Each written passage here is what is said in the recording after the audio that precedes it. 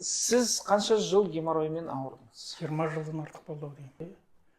10 шақты жылдан кейін ақырын қанау басталды, бірақ қойып кететін. Соңғы 5 жыл әбден мазам қалды.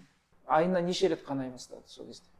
Енді соңғы кезде айына 1-2 рет қайталанып, бір тоқтағаннан кейін қайттан қайталанатын шығарды. Бұрын ондай емес еді.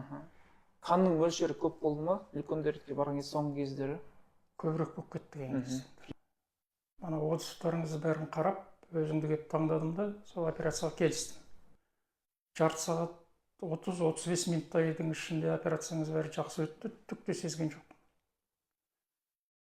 Және бір операциядан кейін, жарты сағаттан кейін өзім киініп алып, сезбей кетіп қалдым.